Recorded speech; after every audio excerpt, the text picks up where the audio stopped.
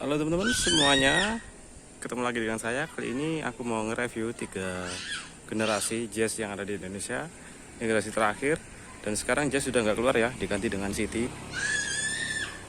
Dan City itu bukan penggantinya Jazz ya, jadi memang dia punya desain sendiri.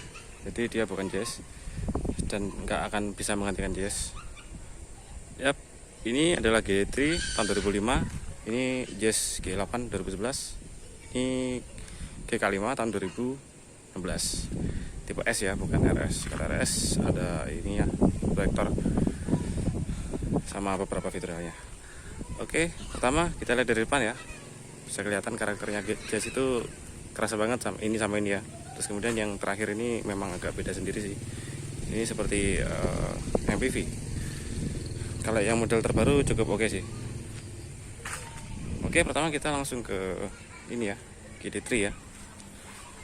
Kalau desainnya lebih membulat ya untuk GT3 ini. Ini yang versi IDSI. Untuk yang IDSI ini mesinnya 89 PS, 130 Nm kalau nggak salah. Jadi ada dua versi ya, VTEC sama IDSI. Yang bumpernya seperti ini tuh biasanya IDSI. Terus yang VTEC juga kayak gini tapi beda dikit. Terus kemudian dia yang VTEC beda. Bumpernya ini ganti beberapa kali. Kalau yang generasi selanjutnya, VTEC-nya itu mirip orang senyum gitu sih. Jadi ada 3 lubang. Sama ada fog lamp yang generasi terakhir. Untuk lampunya juga, untuk top line-nya dia warnanya sesuai cat mobil ya. Jadi kalau merah harusnya dia merah.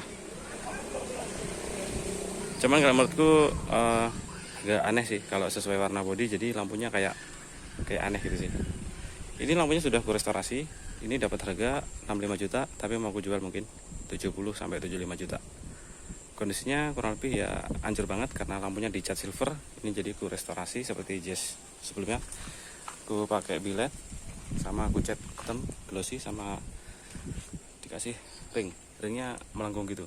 Ini sebenarnya aku kasih yang bulat ya, tapi karena slotnya habis jadi pakai yang kotak. So far nggak apa-apa, cukup oke. Untuk kap mesin karena catnya sudah rusak, jadi aku stiker hitam aja. Kaca film masih bawaannya yang jual, jadi cukup bening, tapi harus diganti sih karena sudah jelek. Terus pen juga aku stiker hitam biar lebih kekinian aja. Kurang lebih kondisinya nggak bagus-bagus banget, susah banget di sini nyari Jazz yang kondisinya bagus. Ya bagus tapi dia pasti 75 sampai 80-an ya. Ini kondisinya so-so lah, B kali ya standar. Di sini juga bumpernya sudah renggang-renggang, tapi kalau di kamera nggak kelihatan sih. Cuma kita lihat aslinya itu retak-retaknya ini banyak banget. Ini retak-retak ini harus dicat ulang total sih kalau mau bagus. Tapi anggarannya nanti akan nggak tembus. Jadi tak biarin gini dulu aja. So far ya udah cukupan. Kalau untuk velgnya nggak tahu nih bawaannya apa. So far cukup oke sih. Kemarin warnanya putih, aku kasih emas. Tapi kayaknya emasnya kurang gelap. Nanti aku warna lagi lebih gelap. Ini ukuran profilnya 16 belang ya, belakang lebih lebar 205, yang depan 195. Jadi profilnya jadi aneh. Udah gitu dikasih 55 lagi ban belakang. Jadi kayak mobil rally. Belakangnya jadi nungging, nggak masuk. Biarin dah. Untuk minusnya ya banyak ya, catnya banyak yang jerawatan. Lampu belakangnya juga belang, yang kiri baru, yang kanan udah usang. Knalpotnya juga knalpot apa ini, kepanjangan lagi. Suaranya jelek banget. Untuk belakang minus di wiper ya, wipernya nggak ada.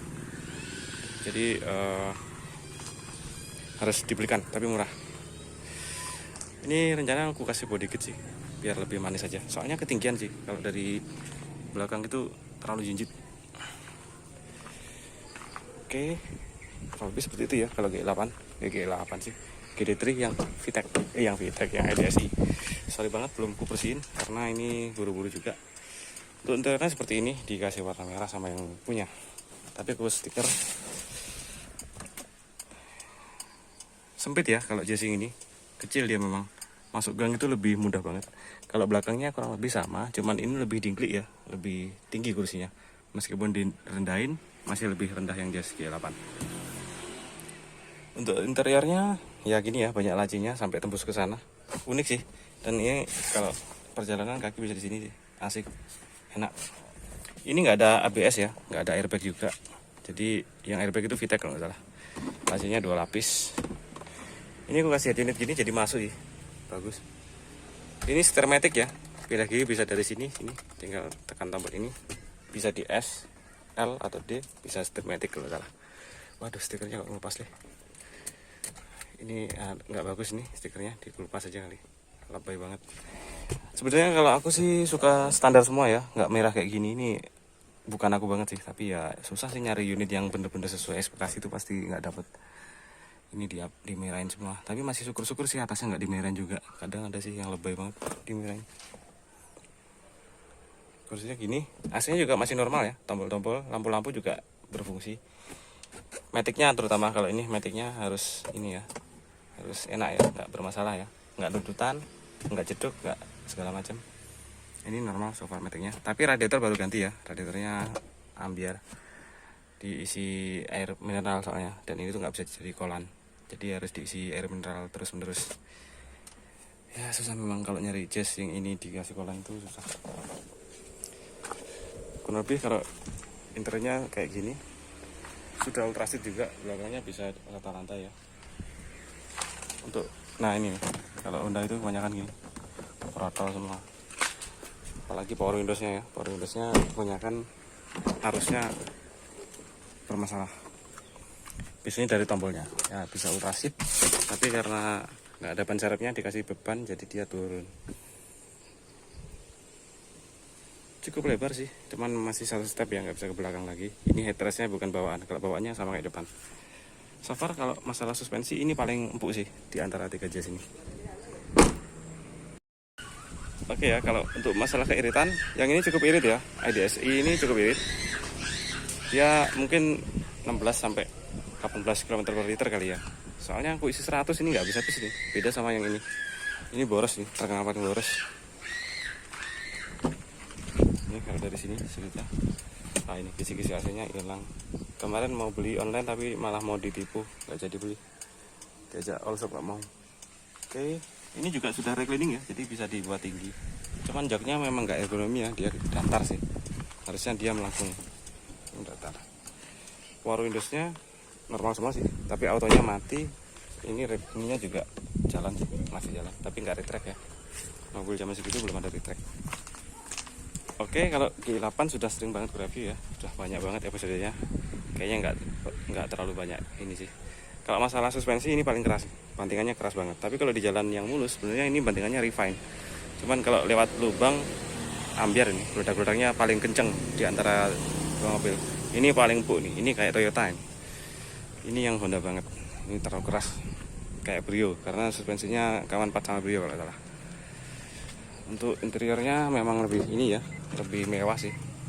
Menurutku interior paling keren sih, sorry banget berantakan. Interiornya paling keren sih, cockpitnya menggugah selera, 3D banget gitu sih dari samping ini. 3D-nya kena banget, bagus. Di karbon gini apalagi bagus. Ini aku standarin lagi ya, ternyata jelek kalau dikasih layar yang lebar. Cocoknya di GD3. Ini kelebihannya di apa ya? Kalau ini sama sih, sama retract aja kali. Retract itu retract. Terus fog lamp sama ini sudah aku modif sih, tapi harusnya nggak ada ini. Airbag aja kalau itu, sama bentuk joknya beda. Ini lebih pendek ya kalau ini. Kalau visibilitas kacanya sama-sama lebar ya, sama ini. Cuman pilarnya ini lebih tipis. Pilarnya yang ini lebih tipis, jadi visibilitasnya lebih bagus. Untuk setirnya ini lebih enteng, tapi ya karena itu yang modif ya, jadi nggak jelas aslinya seperti apa, nggak tahu. Kalau belakangnya sorry banget berantakan, sorry banget karena mumpung sempet ngevideo. Kurang lebih seperti ini. Kalau belakangnya bisa dilipat rata bagasi juga sama kayak itu, cuman ini nggak perlu lepas headrest. Kalau yang itu harus digeser ke depan, ada di sini ada tuasnya sih. Terus headrestnya nggak usah dilepas, bisa diturunin ke bawah. Kalau ini nggak perlu dimajuin, sudah bisa lipat. Sama-sama nggak bisa ini ya, nggak bisa relax mode, jadi headrest dilepas terus ini ambruk jadi VIP, itu nggak bisa. Yang bisa cuman yang di GK5. Untuk maticnya ini termasuk paling bandel ya, dan paling apa ya, paling enak, paling asik, tapi paling kasar. Ini matic paling kasar. Kalau ini maticnya halus banget, CVT ya, CVT halus banget. Untuk belakang nggak perlu ya, kurang lebih luas ini sedikit daripada ini. Untuk fiturnya sama ya, fiturnya sama, ada lacinya kayak gini, kurang lebih sama kayak yang ini, nggak ada lacinya. Ini paling ini ya, paling irit ya, jazz paling irit. Ini versi manual tapi iritnya bisa 16 lebih. Oke, kalau interiornya yang jazz GK5 ini seperti ini ya teman-teman. Kurang lebih ini dashboardnya naik ya, dan dia nggak seunik si ini ya, gede GE8. Kalau menurutku ini agak biasa sih, tapi futuristiknya dapat sih.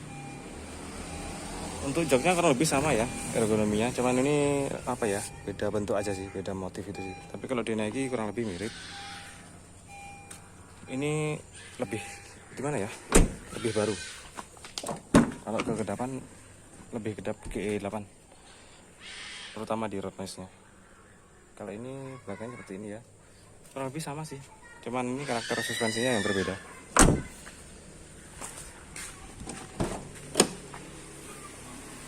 Tuh belakangnya nggak ada lacinya lagi ya, sekarang dia kayak bahan kain gitu sih. Ini mungkin yang bikin lebih noise. Oke teman-teman, terima kasih telah menonton. Jangan lupa like, share, dan